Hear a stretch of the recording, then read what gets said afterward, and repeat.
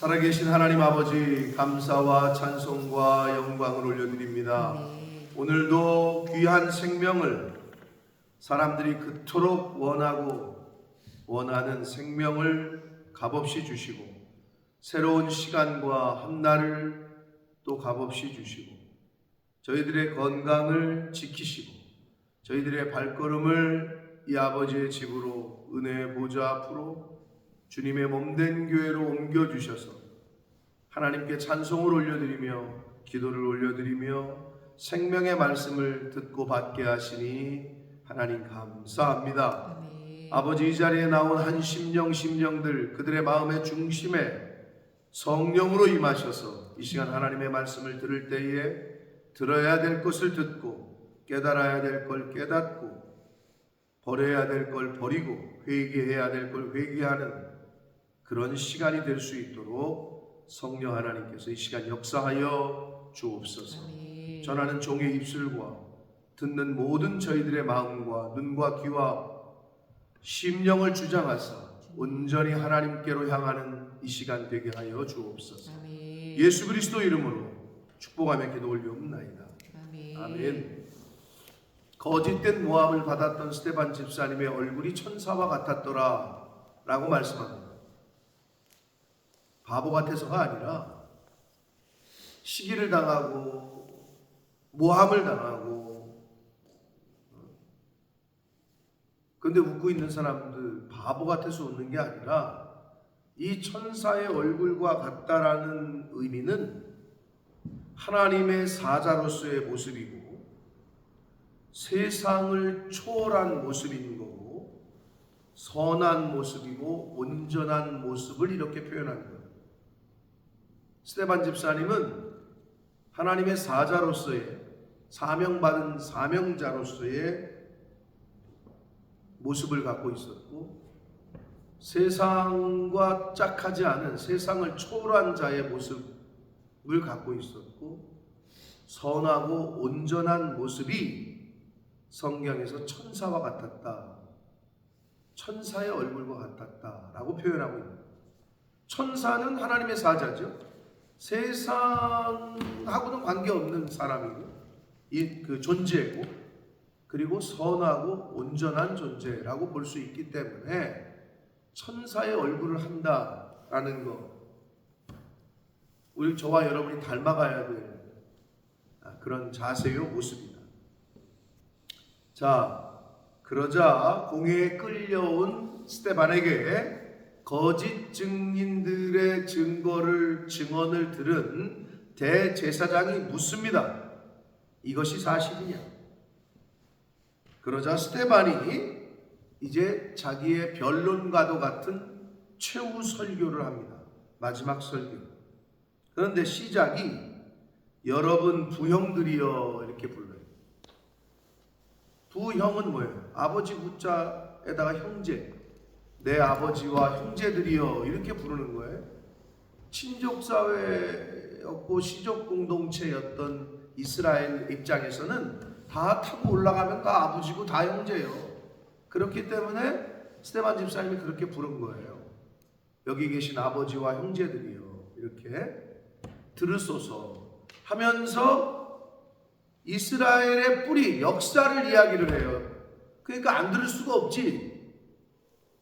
근데 이제 스데반 집사님의 설교의 초점은 뭐였냐면, 옛날에 하나님이 보내신 선지자들을 우리 조상들이 죽였던 것처럼 너희들이 메시아 하나님의 아들 예수 그리스도를 죽였다, 이 얘기를 하고 싶은 거거든요. 근데 이제 처음부터 그러면 말을 듣지도 않겠지. 그러니까 아주 지혜롭게 그들이 너무나도 잘 알고 있었던 이스라엘의 역사를 쭉 얘기합니다. 처음부터. 자, 보세요. 우리 조상 아브라함이 하란에 있기 전 메소포타미아, 갈대아 우르죠. 성경의 표현으로 말하면 구약 성경의 창세기의 표현에 갈대아 우르에 있을 때에 영광의 하나님이 그에게 보여 이르시되 내 고향과 친척과 아버지 집을 떠나 내가 내게 보일 땅으로 가라. 신앙생활은요, 떠나야 시작입니다. 세상에서 떠나야 시작이 되고 내가 의지하고 있는 것에서 떠나야 시작이 되고 그리고 하나님이 지시하신 땅으로 가는 것, 이 세상을 떠나 천국으로 가는 것, 그게 우리 인생이라니까. 우리는 지금 가고 있어. 어디로? 세상 사람들은 죽음으로 가고 있다 그러지. 자, 태어나면서부터 어떻게 돼? 쉽게 말해서 죽기로 예정되어 있는 거야. 삶이 태어났으면 이제 죽는 것밖에 없어. 세상 사람들은 죽음으로 가고 있는 거야. 그러나 우리는 영생으로 가고 있습니다. 그 진리를 성경을 통해서 가르쳐 주시는 거예요. 떠나서 가는 게 인생이요. 떠나야 돼. 근데 떠나지 않으면 갈 수가 없지. 출발했어? 이 말은 출발을 했다는 얘기는 오고 있다는 거예요. 출발 안 했어? 그럼 오고 있지 않은 거예요. 떠남이 없으면 가는 게 없는 거지. 어둠 가운데 그대로 있는데 뭘 빛으로 가냐고. 여기를 떠나야 빛으로 가지. 세상을 떠나야 하나님께로 가지. 떠남의 의미를 우리가 좀 잘 되새겨야 돼요. 하나님께로 가까이 가지 못하게 하는 그 모든 것들, 그게 물질이건, 그게 이제 구체적으로 얘기하면 그게 도박이건 술이건 이성이건 오락이건 게임이건, 쉽게 얘기하면 드라마건, 밤새 드라마 보다가 새벽 예배 못 와, 이런 것들, 쉽게 얘기하면 그런 것들로부터 떠나야 되는 거예요. 그러지 않으면 이리로 갈 수가 없어요. 하나님께로 올 수가 없다. 그래서 신앙생활은, 신앙의 출발은 떠남이에요.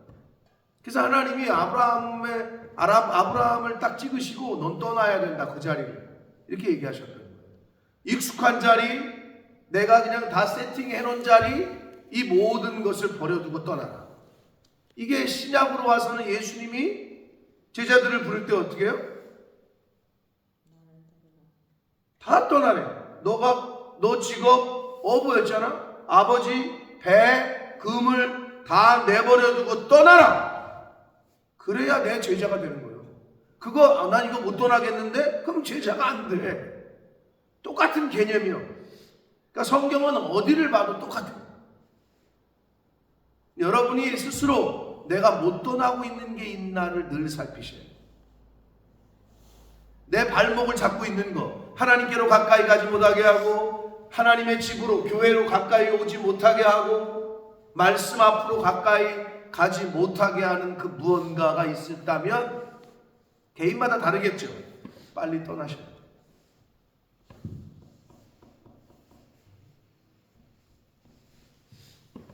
자, 고향과 친척을 떠나, 그게 그런 의미입니다. 내가 내게 보일 땅으로 가라. 떠나야 갈 수 있다.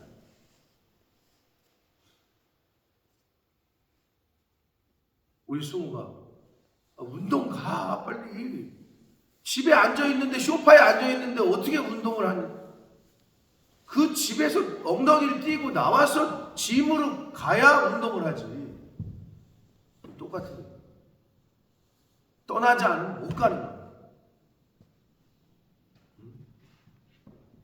아브라함이 갈대아 사람의 땅을 떠나 하란에 거하다가 그의 아버지, 아브라함의 아버지는 데라입니다. 데라. 아버지가 죽어요. 하나님이 그를 거기서 너희 지금 사는 이 땅으로 옮기셔요. 아브라함이 어디로 옮겼어요? 가나안 땅을 말하는 거예요. 이 땅은 가나안으로 옮기셨어요.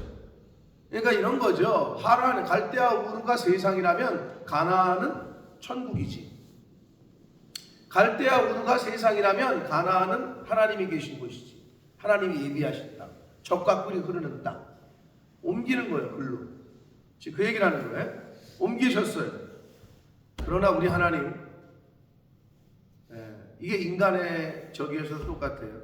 하나님의 백성은 뭐 아무 노력도 안 하면 그냥 복을 받는다? 그렇지 않아요. 옮기시고 나서 5절, 그러나 여기서 발 붙일 만한 땅도 유업으로 주지 아니하시고, 다만 이 땅을 아직 자식도 없는, 아브라함이 자식이 없었어요 당시에. 아브라함과 아브라함의 후손에게 소유로 주신다고 약속했다. 그 창세기 15장의 이야기입니다. 6절 하나님이 또 이같이 말씀하시되 그의 후손이 다른 땅에서 나그네가 되리니 그 땅 사람들이 종으로 삼아 400년 동안 괴롭게 하리라. 다른 땅이 어디예요? 애굽이에요. 이집트예요. 종으로 삼았죠. 노예 생활을 했죠. 400년 동안. 자, 그래서 아니 하나님이 약속해놓고 떠나라 그래놓고 말이야. 그래서 떠났더니 바로 준 게 아니라 네 후손에게, 네 아들과 네 후손에게 줄 거다. 그래놓고 종살이 400년을 시키네. 여러분, 하나님의 약속은 뭐를 요구하느냐? 믿음과 인내를 요구합니다. 그냥 되지 않아요.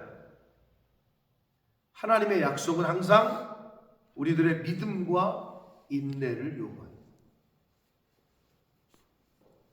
공부 하나도 안 했는데 교회 다닌다는 이유로 하나님 믿는다는 이유로 공부 하나도 안 한 애를 답을 보이게 해줘? 그건 하나님의 뜻이 아니에요. 공부해야지. 행한 대로 거두는 건데. 착각하는 거지. 공부 안 하는 애가 기도한다고 붙어요?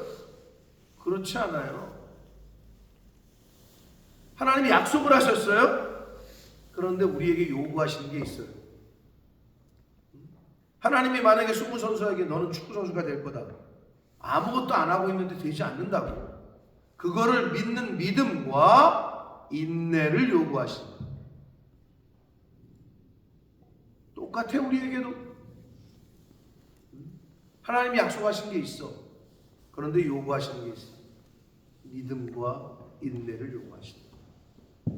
7절 또 이르시되 종 삼는 나라를 내가 심판할. 하나님이 애굽을 심판하시잖아요. 모세를 통해서 10가지 재앙을 내리셔서 그 후에 그들이 나와서 이곳에서, 지금 이곳은 시내산이에요.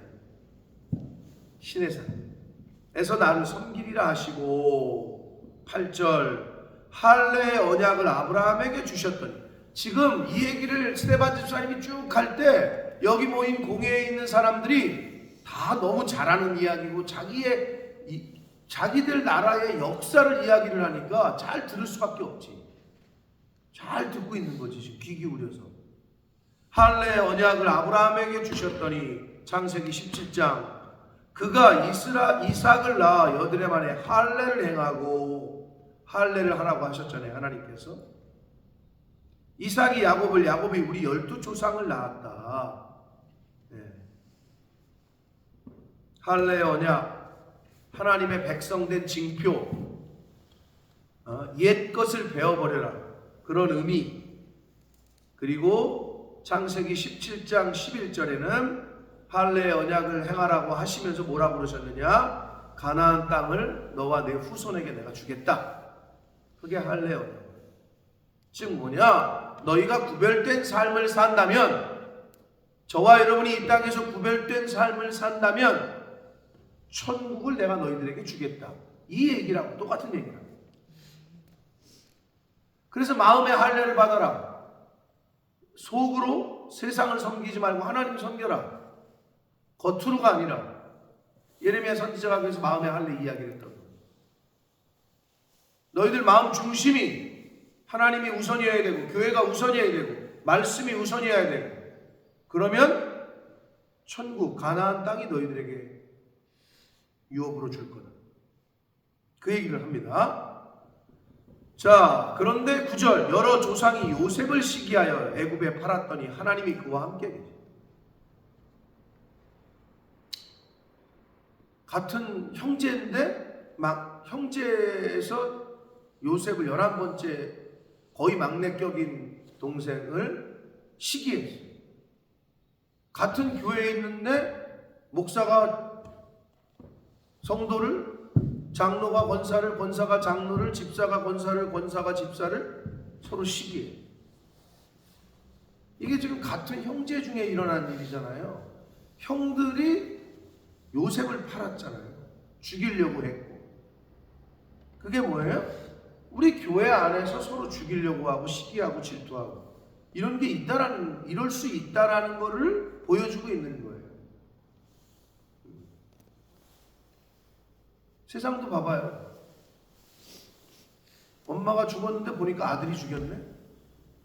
자식이 죽었는데 보니까 엄마가 죽였네. 가까이 있는 사람들이 그런 일을 벌입니다. 항상 조심해야 돼요. 자, 요셉을 시기해서 애굽에 팔아요. 인신매매를 시켜. 그런데 하나님이 그와 함께 계셨어요. 여러분, 어떤 환경, 어떤 상황을 만나도 두려워하지 않을 이유는 아무리 저와 여러분이 사망의 음침한 골짜기를 다녀도 해로 여기지 않고 두려워하지 않을 이유는 하나님이 함께 하시기 때문입니다. 하나님이 함께 하시는 사람은 두려움이 없다니까. 두려워할 것이 없다. 자, 요셉이 그런 자세였던 거예요. 자, 그 모든 환난에서 건져내셨어요, 하나님. 네? 오디발 장군의 집에서도 그랬고, 웅덩이에 빠졌을 때도 그랬고, 그 모든 어려운 시간 속에서 건져내셨어요. 애굽 왕 바로 앞에서 은총과 지혜도 주셨어요. 건져내시고서는 지혜도 주셨어요. 그리고 바로가 그를 애굽과 자기 온 집의 통치자로 세웠다. 애굽의 총리가 되게 하셨다. 상상을 해보세요. 이민 온, 그것도 노예로 팔려온 애가 그 나라의 총리가 된다. 이건 뭐 상상하기 어려운 거죠. 하나님의 계획은 거기 있었던 거예요. 하나님의 계획은 요셉 자신도 몰랐을 거예요. 그냥 하나님을 믿는 믿음과 인내하는 거를 끝까지 그냥 인내하고 지켰더니 하나님이 갑자기 총리로 세우셔요. 11절 그때에 애굽과 가나안 온 땅에 흉년이 들어 큰 환란이 있을 때에 우리 조상들이 양식이 없는지라 그랬죠? 야곱이 애굽에 곡식이 있다는 말을 듣고 먼저 우리 조상들을 보내고 또 재차 보내매 요셉이 자기 형제들에게 알려지게 되고 또 요셉의 친족이 바로에게 드러나게 됐다. 14절 요셉이 사람을 보내어 그의 아버지 야곱과 온 친족 75사람을 청하였더니 정확히는 창세기 46장에 보면 66명이라고 되어 있는데 왜 여기서 75이라고 하느냐? 틀린 거 아니냐? 뭐 정확히 구분하는 기억하는 사람들은 이걸 따지는데 자 66명에다가 야곱과 요셉과 므낫세와 에브라임을 더하면 4명을 더하면 70명이죠. 그런데 70명인데 75명이라고 여기 지금 청했다고 되어 있는데 거기에 창세기 46장 27절에는 70명이라고 다시 나오는데 왜 그럼 75명이냐? 요셉의 손자 애굽 땅에 살고 있었던 요셉은 애굽에 있었잖아요. 요셉이 낳았던 그 손자 5명까지 포함해서 여기서는 75명이라고 기록했던 거예요. 자, 뭐 그거는 뭐 그렇게 중요하진 않지만 아무튼 그렇습니다. 자, 75명을 청했다. 야곱이 애굽으로 내려가 자기와 우리 조상들이 거기서 죽고 세겜으로 옮겨져. 왜? 부탁했잖아요. 나를 여기다 묻지 말아달라. 아브라함이 세겜 하몬의 자손에게서 은으로 값주고 샀던 무덤에 장사됐다. 자, 오늘 우리가 16절까지 보는데 지금 스테반 집사님이 최후 변론과 같은 설교를 쭉 시작합니다. 자신의 아버지들과 형제들이라고 호칭을 하면서 그런데 기승전결 마지막에 이제 가보면 그런데 너희가 예수를 죽였다. 이 얘기를 할 거예요. 사실 그 얘기가 제일 듣기 싫은 말인데 지금 유대인들 종교 지도자들은 근데 그 얘기만 바로 꺼내버리면 안 되니까 지혜롭게 앞에 역사들을 쭉 얘기하면서 예수 그리스도는 그 역사 속에서 이 하나님이 예정하시고 예언됐던 메시아가 맞다라는 것을 끄집어내기 위해서 아브라함 때부터 얘기를 시작했어요. 자, 예를 들면 이걸 어떻게 적용하느냐. 오늘날 저 사람에게 예수를 전해야 되겠는데 그리고 저 사람이 죄인이라는 걸 말해야 되겠는데 만나자마자 회개해. 너 죄인이야. 너 예수 믿어. 그래야 천국 가. 이게 안 통한다니까 안 믿는 사람들한테는. 그럼 어디서부터 시작해야 되느냐? 근본적인 것부터 시작해야 되는 거죠. 각각의 그 사람의 형편과 사정을 알면 더 도움이 되지. 이렇게 살지 않았냐 너. 그리고 이런 일이 있었지 않았냐. 근데 어떻게 됐냐. 그게 왜 그랬냐. 이거를 성경적 입장에서 쭉 이야기를 하다가 거봐라. 네 힘으로 안 된다. 성경에 이렇게 돼 있고 이렇게 해서 이렇게 해야 천국 갈 수 있다. 구원받을 수 있다. 어떻게 보면 그 얘기랑 똑같은 거예요. 스데반 집사님이 딱 서가지고 니네들이 죽인 예수가 하나님이 보내신 메시아야. 뭐 이게 별로 임팩트가 없단 말이죠. 근데 아브라함 때부터 쭉 이야기를 꺼내는 거예요. 자기들의 조상의 자기들의 뿌리지 뿌리. 인간의 뿌리를 얘기를 해줘야지 사실은. 근데 사람들이 자신의 뿌리를 잘 몰라요. 사람이 뭔지를 몰라. 사람 자체가. 그러니까 사실은 인문학이 중요하지. 철학. 인간이란 무엇인가. 옛날에는 그런 고민을 했다고. 인간은 어디서 왔고 어디로 가는가. 뭐 이런 고민을 했다고. 야 그런 고민할 때 인마 저기 네 CV나 자기소개서나 고쳐 인마. 요즘은 이런 시대가 됐는데 이력서나 하나 더 보내 인마. 뭐 이런 시대가 됐는데 생각 사고를 안 하게 해. 근데 그게 사단이야. 뿌리를 생각하고 내가 인간이 태어났는데 다 죽어. 근데 이미 성경엔 다 이미 얘기되어 있는 건데 성경을 읽질 않고 접하지 않고 듣질 않으니까 모르는 거지. 그러니까 그 사람에게 그걸 전해주려면 그 사람에 맞게끔 관심을 갖게끔 내기에 관심을 갖게끔 쭉 이야기를 해줘야지. 이제 그걸 얘기하는 거예요. 스데반 집사님 그걸 하셨어요.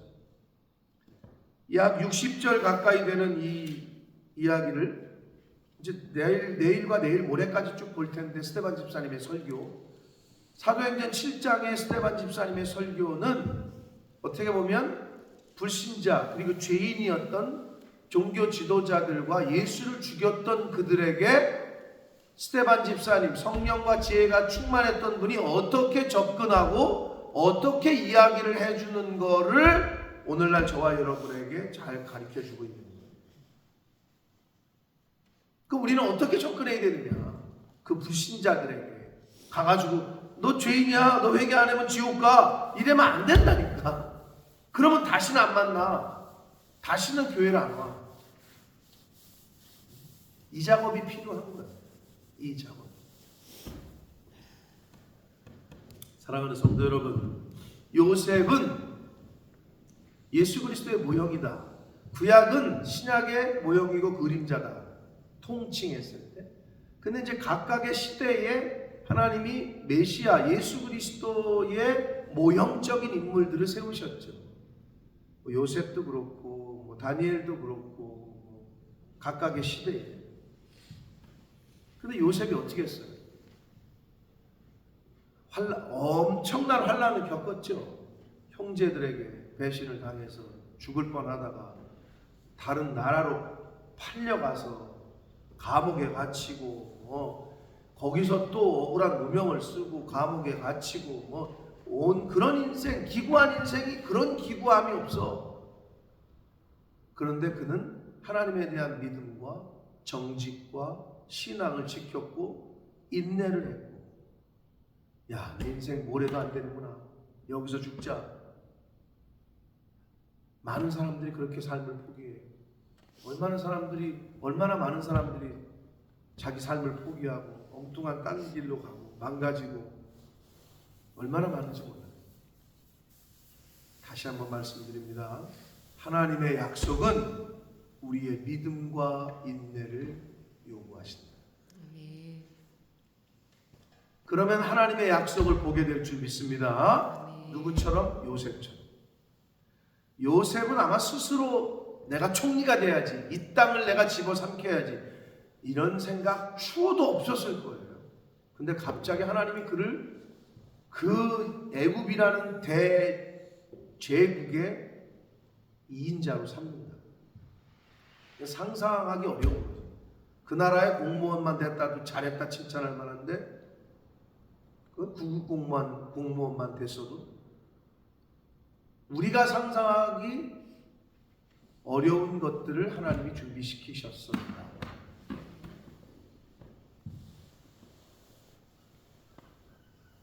어려운 환경을 만나시면 왜 더 감사해야 되죠?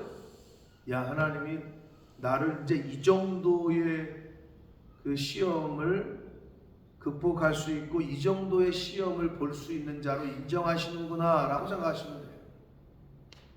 아, 나를 이제 이 정도의 트레이닝을 시켜주시는구나 라고 여기시면 돼요. 야, 듣도 보도 못한 환난을 겪게 하시네 하나님이. 그 정도가 감당할 만하니까. 왜? 감당할 만한 시험, 그 다음에 피할 길을 내시는 하나님. 환난과 시험을 당했을 때 그 두 가지를 잊지 마시라. 초등학교 어린아이들에게 셔틀러는 뭐 3km를 11분에 뛰어라 이런 거 안 시켜요. 근데 그거를 시키는 이유는 이제 감당할 만한 거죠. 그걸 넘어서야, 그걸 넘어서야 거기에 가니까. 그러니까 훈련을 시키시죠. 여러분, 오늘인가 어젠가 제가 어떤 우리 교회는 안 왔었죠. 한국에 유명한 트레이너들이 굉장히 많은데 제가 아는 저랑 나이가 같은 정주호 집사라고 보디빌더 대회에서 우승도 하고 뭐 이병헌 그다음에 뭐 그 이범수인가 영화배우 누구지? 이범수인가 이병헌 그리고 하여튼 연예인들도 많이 이렇게 몸을 만드는 그런 개인 PT를 해주는 그런 트레이너가 있거든요. 근데 신앙이 좋은 친구인데 그 친구가 올린 글에 이런 게 있더라고요. 월드 클래스가 되려면 방법은 단 하나. 월드 클래스 코치에게 배워야 됩니다. 심플하죠? 월드 클래스가 되려면 월드 클래스의 코치에게 배워야 됩니다. 당연한 거죠. 월드 클래스가 되려는 사람이 어서 삼류한테 배운다. 그럼 그 사람은 절대 월드 클래스가 될 수 없죠. 저와 여러분을 누가 코칭하시고 누가 인생의 코치가 되어 주시고 누가 이끄시냐? 창조주 하나님이 이끄시고 계십니다. 그분보다 더 높으신 분이 없다니까. 그러니까 그분에게 우리는 트레이닝을 받는 거예요. 인생이. 그거를 늘 명심하시라. 그러니까 우리가 그 정도 수준으로 갈 수밖에 없는 거지. 순종하고 잘 따라가면. 그래야 여러분이 이 세상을 이기고도 남을 수 있는 하나님의 백성들로 거듭나게 될 줄 믿습니다. 하나님의 백성이 찌질한 하나님의 백성이 되서는 안 됩니다. 창조주 하나님, 월드 클래스한테 배웠는데 삼류 같은 짓을 한다. 그러면 그 스승을 욕먹게 하는 거죠. 여러분 하나님의 자녀들이시라. 아멘? 그런 확신이 있으면 하나님의 자녀답게 행동하고 살아야 돼요.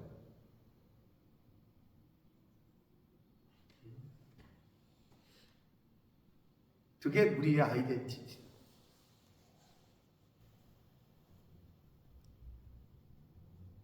그러면 하나님이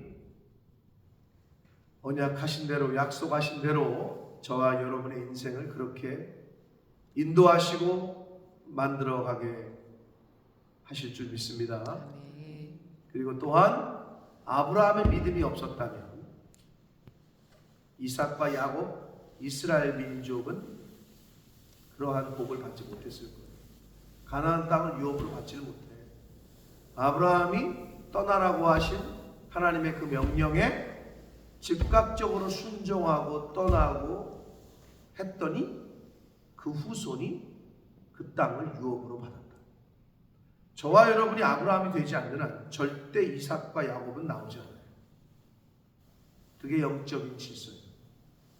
저와 여러분이 아브라함이 될 때에 이삭과 야곱과 요셉이 나옵니다. 그 후손이 가나안 땅을 받습니다. 근데 요즘 세상은 사단을 어떻게 얘기하느냐? 뭔 놈의 자식이야. 너나 줄기다가 죽어.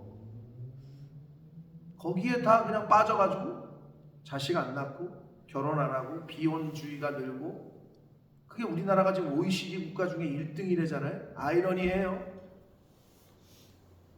전 세계 기독교, 대한민국의 밤하늘에 보면 십자가가 그렇게 많은 데가 없어. 한 건물에 교회가 3개야.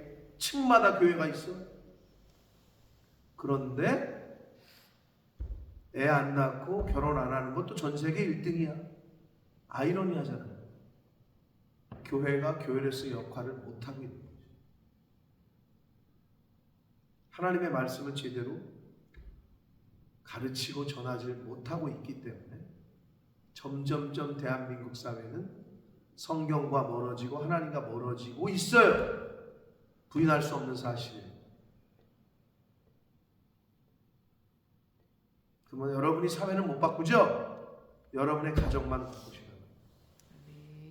여러분에게 주신 자녀들, 여러분이 아브라함이 될 때 거기서 이삭과 야곱과 요셉이 나옵니다.